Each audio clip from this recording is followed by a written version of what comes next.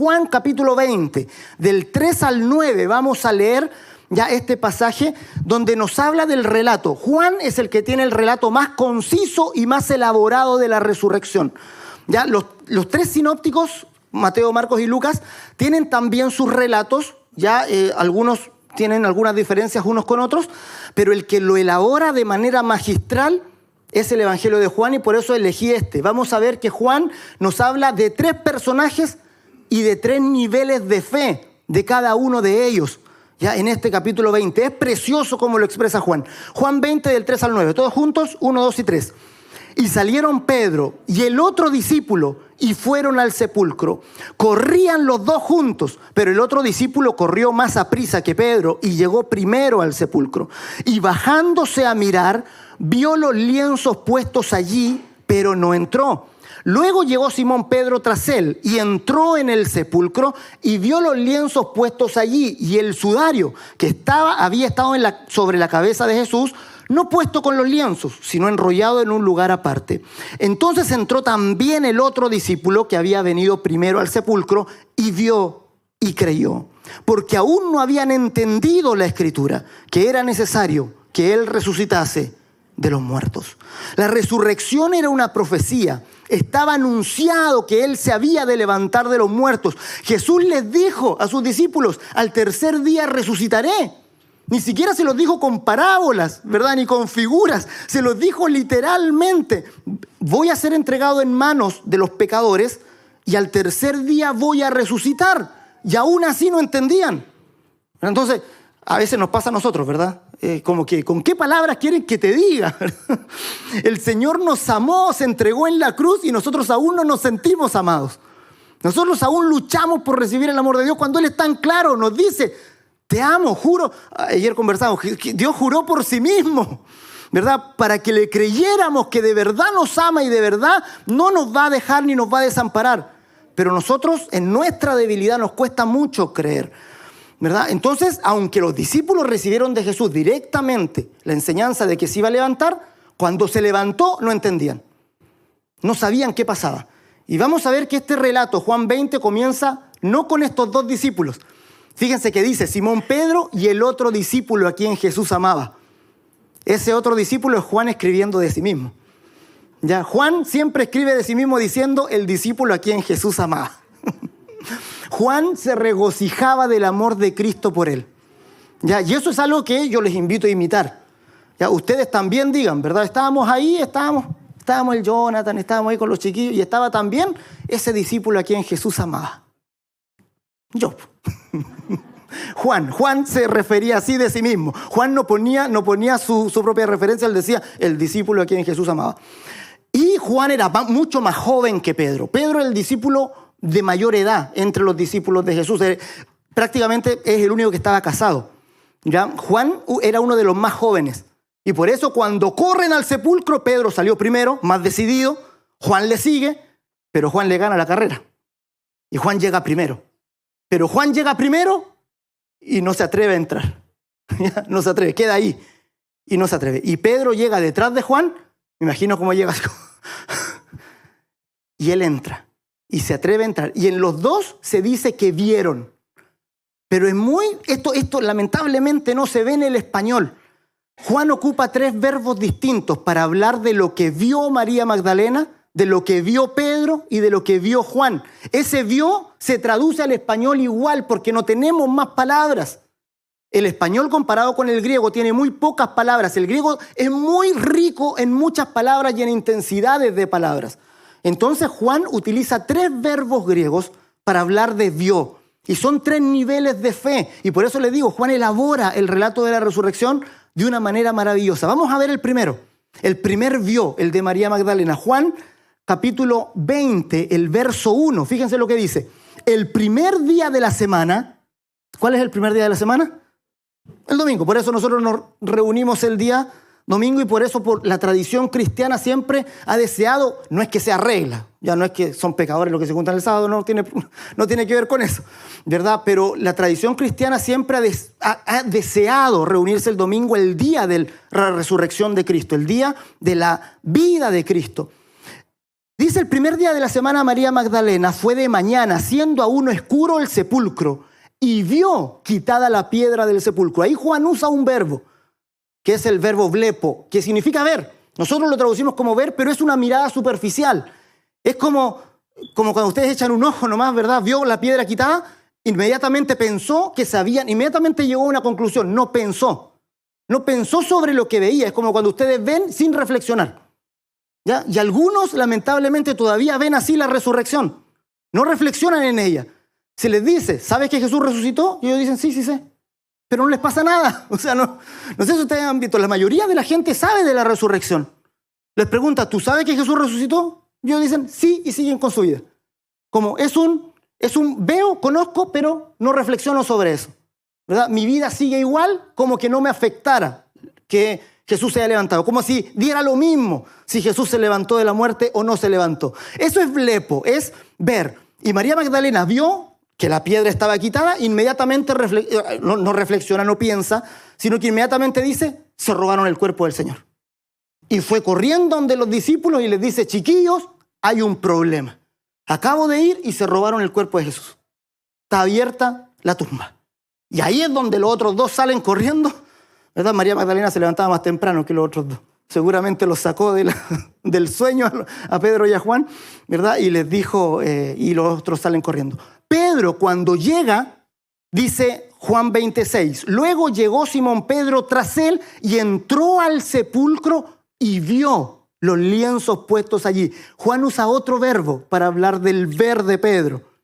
Y ese verbo es teoreo, de donde sale nuestra palabra teoría, ¿verdad? De donde sale que significa reflexionar, masticar.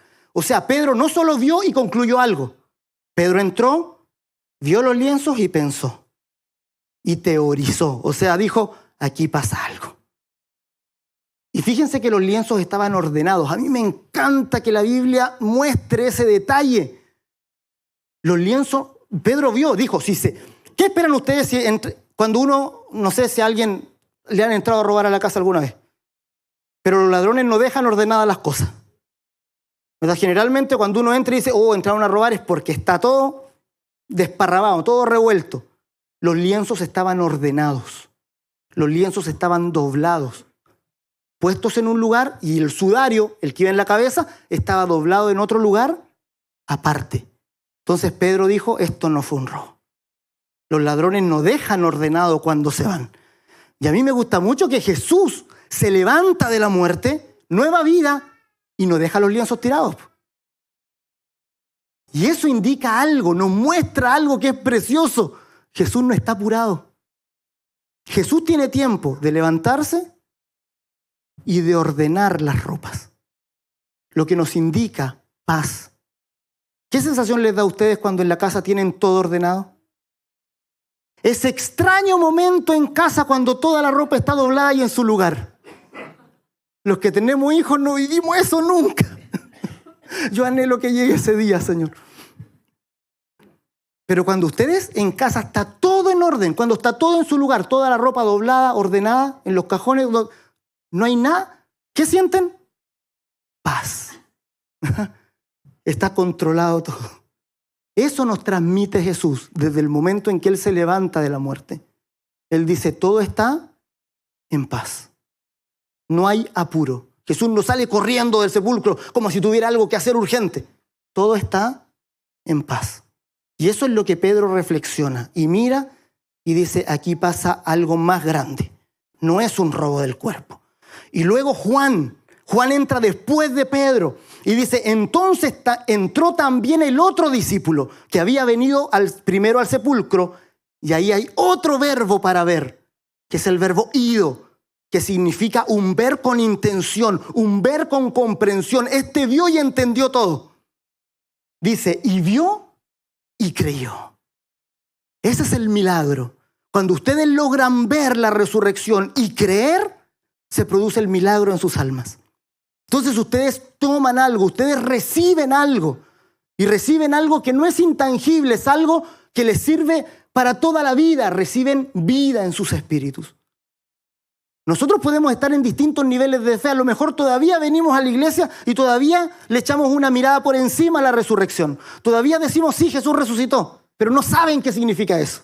No les ha impactado en el corazón todavía. Quizás están reflexionando aún. Dicen, Jesús resucitó. ¿Qué significará eso? No lo sé bien. Pero algunos de ustedes han visto y han creído. Y son los que se alegran con la resurrección. Son los que dicen, Jesús resucitó y le brillan los ojos. Y dicen, porque Jesús vive, yo también vivo. Porque Él se levantó de la muerte, yo no voy a morir eternamente. Porque Cristo venció las ataduras de la muerte, ahora yo tengo vida en mi alma. Ven y creen. Mis amados, la Escritura nos llama a ver y a creer. A tomar ese ejemplo de Juan, ver y creer. Ver y tener certeza. Y cuando tenemos certeza de la resurrección, cuando llegamos a ese nivel, sabemos lo que Pablo nos habló de la cruz. Pablo toma la resurrección y elabora esto y nos muestra qué significado tiene la resurrección para nosotros. Porque que Jesús haya resucitado no solo es algo de Él, es algo que nosotros también compartimos. Y en eso nos vamos a centrar. En estos, aquí hablamos de 3 discípulos y 3 miradas, ¿verdad? 3 discípulos y 3 miradas distintas. Ahora vamos a hablar de 4 nos. Es raro, suena raro, pero así quedó el título. Ya, siguiente. Estos 4 nos. ¿Qué significa un nos?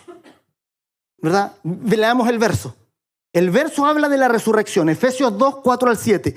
Y el verso nos habla de qué tenemos nosotros que ver con la resurrección. ¿Cómo nos afecta a nosotros la resurrección? Y Pablo dice, porque Cristo resucitó, tenemos 4 cosas que recibimos directamente por creer en la resurrección. Cuando vemos y creemos en la resurrección, obtenemos estas 4 cosas. Por eso dice nos. Nos significa que nos hizo algo a nosotros. Cristo por nosotros hizo algo cuando resucitó. Dios nos regaló algo cuando resucitó, ¿verdad? Dice, pero Dios, ese pero, no tengo tiempo para desarrollar todo este versículo, pero antes de esto está hablando de lo que éramos sin Cristo. Dice, éramos enemigos de Dios en nuestra mente, estábamos apartados, estábamos esclavizados por este mundo, no teníamos salida por naturaleza, hijos de ira, no teníamos esperanza ni Dios en el mundo. Estábamos en una condición miserable espiritualmente hablando. Y aquí es cuando dice, pero Dios. No es el fin de la historia, pero Dios, que es rico en misericordia. Fíjense lo que dice, por su gran amor con que nos amó. Todo parte en el amor de Dios. Por su gran amor con que nos amó. Y ahí está el primer nos. Con su gran amor con que nos amó. Diga conmigo, nos amó. Ese es el primer nos. ¿Ya? Nos amó y de ahí parte todo. Aún estando nosotros muertos en pecados, es decir, no habíamos hecho nada bien para merecer algún beneficio, aún estando nosotros muertos en pecados, ¿qué dice? Nos dio vida juntamente con Cristo. Diga conmigo, nos dio vida. Nos amó, nos dio vida. Y esta es la clave, nos dio vida juntamente con Cristo. Es decir, no es que a Cristo le haya dado vida para resucitarlo y después a nosotros nos dio vida aparte. Pablo ve la resurrección de Cristo y la nuestra como un solo evento. Y uno dice, Pablo, pero esto es raro, nosotros nacimos mucho tiempo después de Jesús. Pablo ve un evento. La resurrección de Cristo y la resurrección de los creyentes se da en el mismo instante. Por eso la Escritura trasciende el tiempo. Para leer la Escritura hay que entender que Dios está fuera del tiempo. Dios ve la resurrección de su Hijo y la resurrección de la iglesia en el mismo instante. Es el mismo evento, nos dio vida juntamente con Cristo.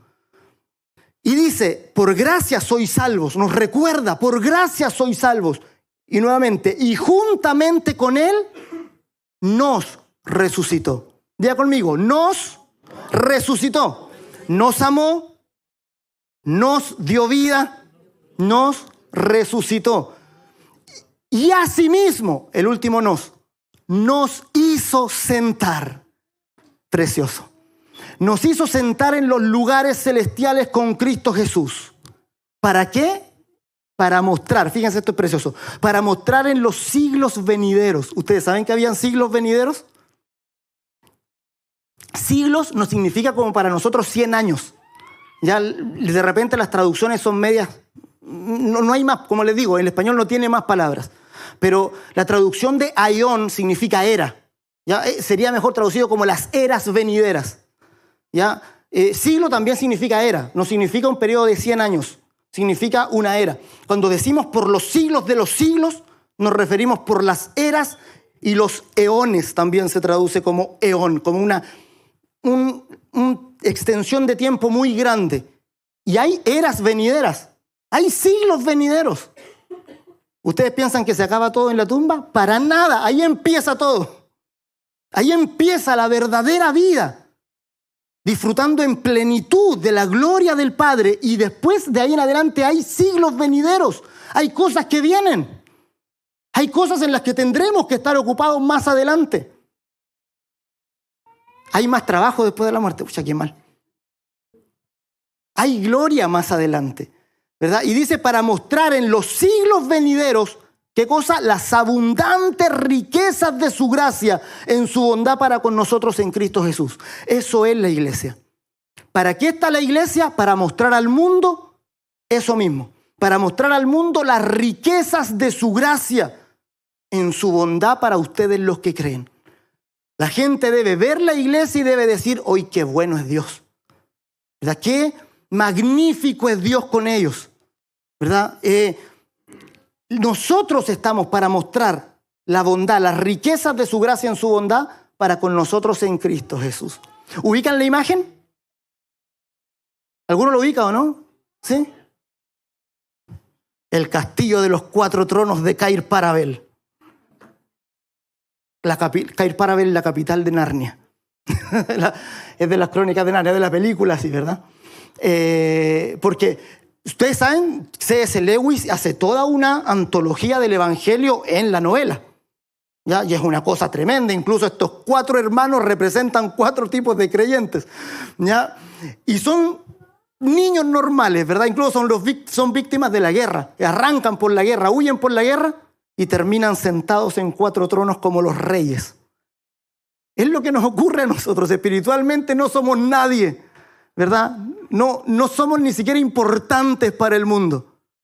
Y Cristo nos hizo sentar a nosotros a su diestra en lugares celestiales. Y nos hizo un reino de sacerdotes para reinar en este mundo por la vida que tienen de Dios. Dios los constituye príncipes, los constituye reyes en su reino. Los sienta y los corona. Y es preciosa la novela porque les da títulos a cada uno. Ya no sé lo que la han visto, ¿verdad? Les da títulos a cada uno y ninguno se merece el título, ¿verdad? Pero así es Dios, nos corona de favores y de misericordias. Nos da títulos que jamás hemos merecido. Incluso a Edmund, ¿verdad? ¿Cómo le pone a Edmund? No me acuerdo bien Edmund el justo. Le dice Edmund el justo, y fue el que traicionó a los hermanos, pues fue el traidor, pues por él murió Aslan. Ya, pero no, la prédica no es de las crónicas de Narnia. Ya. Estamos sentados, mis amados, nos hizo sentar. Ya, quiero recordarle, ¿verdad? Eso fue la prédica de principio de año cuando fuimos allá al campamento. Nos hizo sentar juntamente con Cristo en lugares celestiales. Espiritualmente ustedes están sentados en el trono de la gloria de Dios, con todo bajo sus pies. No hay nada que esté sobre Cristo y por tanto no hay nada que esté sobre ustedes. Nosotros nos abrumamos con situaciones cuando pensamos que nos superan. Pero cuando sabes tu posición espiritual, sabes que es imposible que algo te supere. Todo está bajo los pies de Cristo. Todo está bajo el señorío del Señor. Por tanto, no hay circunstancia, no hay situación, no hay problema, no hay enfermedad que esté sobre nosotros. Son situaciones que vamos a tener que vivir, que Dios desea muchas veces que enfrentemos en este mundo, pero tenemos que enfrentarlas sabiendo que estamos sentados a su diestra en lugares celestiales. Ahí tenemos nosotros victoria frente a todas las cosas, frente a todas las situaciones. No hay nada que pueda amenazarte. Fíjense eso, de repente hay muchos que temen mucho, por ejemplo, a la enfermedad. Porque de alguna manera tenemos un valor desmedido por el cuerpo. Y cuando la enfermedad ataca y tenemos síntomas, a veces nos desesperamos, ¿verdad? Y entra la desesperación, y entra como la angustia, y entra como todo eso. Y yo siempre le pregunto a los creyentes, ¿qué es lo máximo que una enfermedad podría hacer? ¿Cuál es su mayor potencial? ¿Qué podría hacer? En el peorísimo de los casos. Mata mi cuerpo. Y Jesús dijo, no tengan miedo a aquel que mate el cuerpo y después nada más puede hacer. Es decir, ¿tiene la enfermedad el poder de separarme de Cristo? ¿Tiene el poder de arrancarme el amor de Dios del corazón? ¿Tiene el amor de desestabilizarme de la gracia? No, no hay nada. Por eso Pablo dice, nada les separará del amor de Cristo. Ni tribulación, ni hambre, ¿verdad? Ni guerra, ni lo alto, ni lo profundo, ni lo presente, ni lo porvenir. Nada les separará del amor de Dios que es en Cristo Jesús. Nada, eso es estar sentado a su diestra en lugares celestiales. Entonces la dificultad la vamos a tener que vivir. Vivimos en un mundo de aflicciones continuas, pero las podemos vivir con victoria absoluta, en gratitud, en fervor. La podemos vivir así. Y a eso nos llama el Señor. Tengan victoria en todas las cosas. Somos más que vencedores por medio de aquel que nos amó. Nuevamente el amor de Dios. Ahí parte todo. Somos más que vencedores. Entonces el primer nos es nos amó. Él nos amó. Y cuando sabemos que Él nos ama, somos más que vencedores. Por eso Pablo dice, somos más que vencedores en aquel que nos amó. Si ustedes saben que Dios los amó, si ustedes saben que Dios los ha amado y los ama continuamente, ustedes tienen victoria. Ustedes pueden ser victoriosos ante cualquier circunstancia si tienen seguridad de que Dios les ama. De ahí parte todo. El enemigo, su primera acechanza, la primera flecha de condenación. Ustedes saben, la Biblia dice que el enemigo lanza dardos de fuego. Dice, levantad el escudo de la fe para apagar todos los dardos de fuego del maligno. ¿Por qué dardos de fuego? El fuego representa la condenación de Dios. El fuego representa a la condenación, al infierno. Y el diablo lanza dardos de condenación, de juicio. Él quiere que te asegures de que Dios ya no te ama, de que tienes juicio de Dios, que mereces el castigo, que Dios está listo para castigarte. Por eso Él ruge como león. Y Él dice, anda como león rugiente, buscando a quién devorar. ¿Por qué dice que anda como león rugiente? Porque el proverbio dice, como rugido del león es la ira del rey, mas su gracia es como el rocío del campo. El proverbio dice, como rugido del león es la ira del rey. O sea, el diablo imita la ira del rey. El diablo ruge como león, haciéndote pensar que Dios está en tu contra. Y entonces de repente a ti te pasan situaciones y dice, y sientes en tu corazón como que Dios se ha apartado de ti. Eso pasa porque te acaban de rugir. Alguien está a tu costado y te rugió. Imitó la ira del rey y tú dijiste, ¡uy, Dios me va a castigar ahora! ¿No? No sé por qué, pero para mí que algo malo va a pasar hoy día.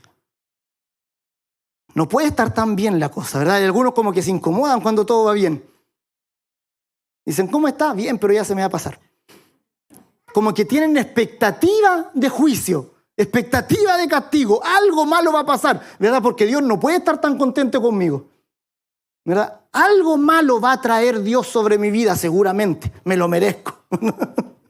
De esa manera pensamos, ¿verdad? De esa manera pensamos. Es una locura. Y dice, y por eso el verbo está en pasado. Dios nos amó. Y nos amó antes de que hubiésemos hecho bien o mal. Nos amó antes que naciéramos. Nos amó antes de la fundación del mundo. Él nos amó. Por eso ese amor está asegurado. Dios dice de Cristo, este es mi Hijo amado. En Él tengo complacencia antes de que Jesús hubiese hecho ningún milagro. El amor de Dios por su Hijo es constante, continuo y no depende de las cosas que hacemos o dejamos de hacer. No puedes hacer absolutamente nada para que Dios te ame más.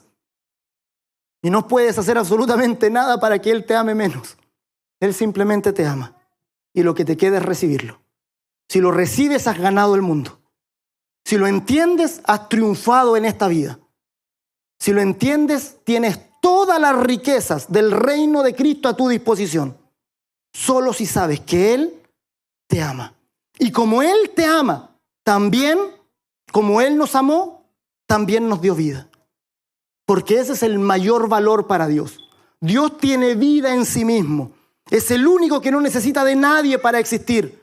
Y el mayor don es la vida eterna de Dios. Y Él te la dio.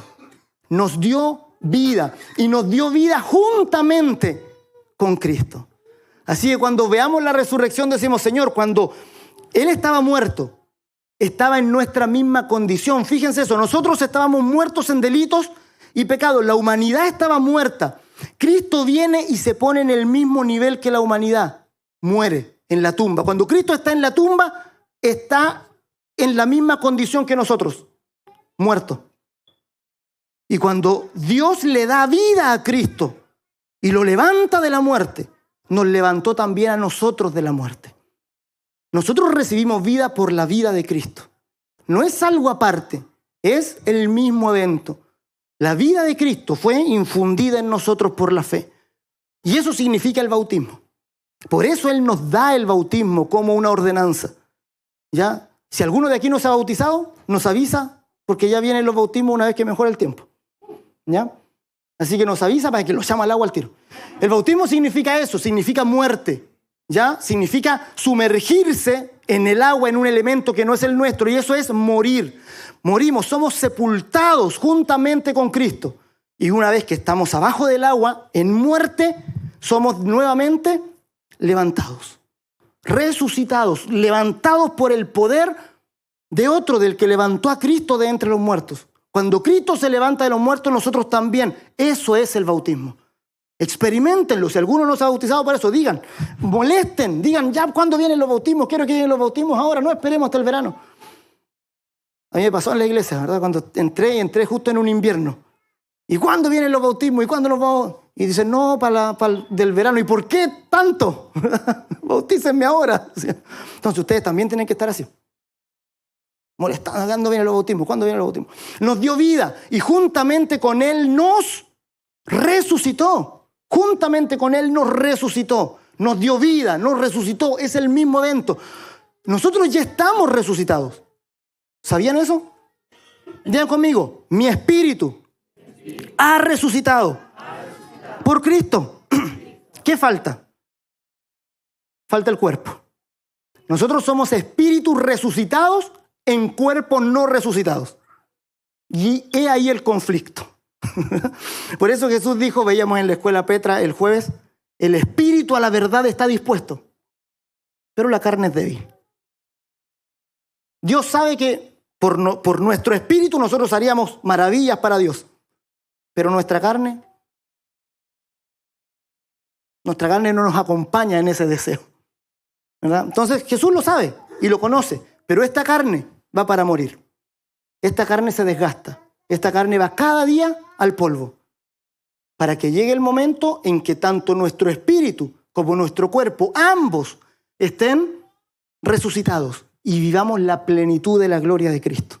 Nos preparamos para eso, nos estamos preparando para eso, estamos pensando en eso, estamos anhelando eso que viene. Juntamente con Él nos resucitó y juntamente con Él también nos hizo sentar a su diestra en lugares celestiales. Nunca olviden su posición. Nunca olviden dónde están espiritualmente. Estoy sentado a su diestra en lugares celestiales. Ya, las tinieblas siempre van a querer inquietarlos. Las tinieblas siempre van a querer hacer que ustedes tomen control de la situación. Cuando pasa alguna circunstancia, el enemigo va a venir inmediatamente a decirte y a desesperarte. ¿Qué vas a hacer con esto? ¿Qué vas a hacer con esta situación? ¿Qué vas a hacer? Como si no estuvieras sentado. Tú tienes que saber que en primer lugar, antes de cualquier decisión, tengo que tener la conciencia, estoy sentado a su diestra en lugares celestiales. Desde ese trono, entonces puedo ir y solucionar problemas. Entonces puedo ir y amar a los que están a mi alrededor. Entonces puedo ir y proveer para los que están a mi alrededor. Porque yo mismo estoy lleno en ese trono. Estoy satisfecho completamente con lo que Cristo me ha dado. Mis amados, llenémonos de Jesús. Amén. Mira al hermano y dile, llénate de Cristo.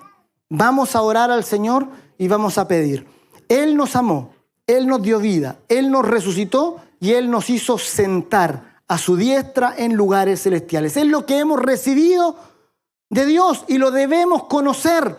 Fíjate lo que dice Filemón 1:6, para que la participación de tu fe sea eficaz en el conocimiento de todo el bien que está en nosotros por Cristo Jesús.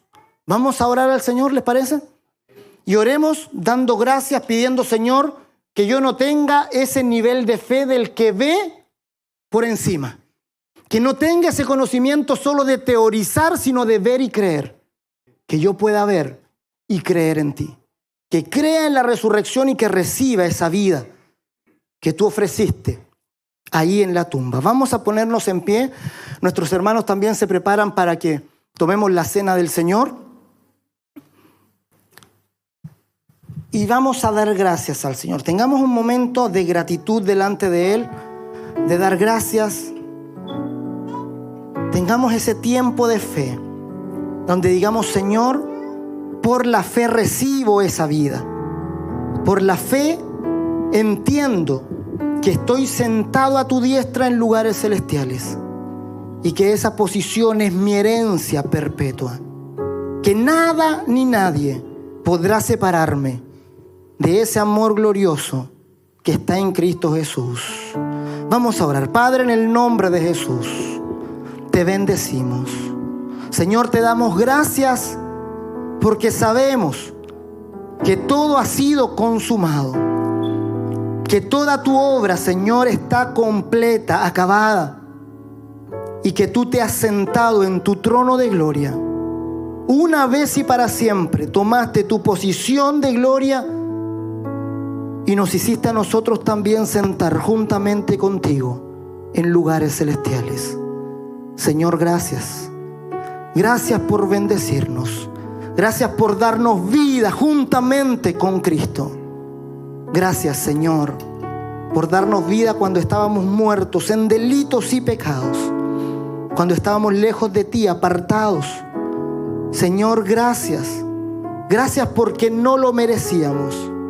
Porque éramos como ovejas descarriadas. Señor, porque no te tuvimos en cuenta. Mas tú, Señor, nos buscaste hasta encontrarnos. Nos diste vida juntamente con Cristo. Y juntamente con Él nos resucitaste. Juntamente con Él nos diste la eternidad. Vamos a adorar al Señor. Vamos a bendecirlo por esa gracia gloriosa que Él nos dio en Cristo.